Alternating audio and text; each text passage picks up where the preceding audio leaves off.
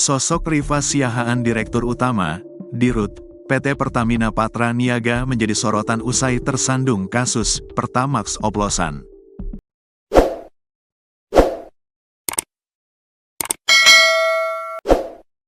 Kejaksaan Agung telah menetapkan Rifa Siahaan sebagai salah satu tersangka dugaan korupsi yang mengakibatkan kerugian negara hingga sebesar Rp193,7 triliun.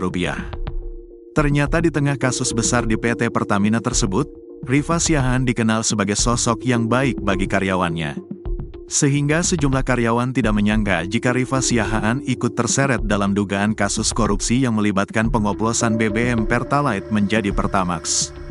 Hari, seorang karyawan yang telah bekerja di perusahaan itu selama 15 tahun, mengaku terkejut saat mendengar kabar penangkapan Rifa Siahaan.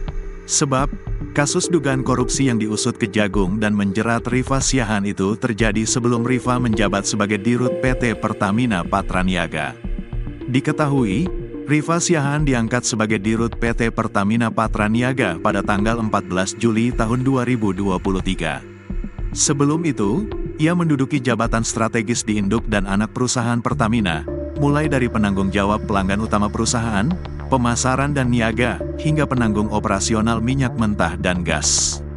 Adapun kasus dugaan korupsi PT Pertamina yang diusut Kejagung terjadi pada tahun 2018 hingga 2023. Kaget, karena setahu saya, itu terjadi sebelum dia menjabat Dirut, kata Hari saat ditemui Tribun News di kantor PT Pertamina Patra Niaga.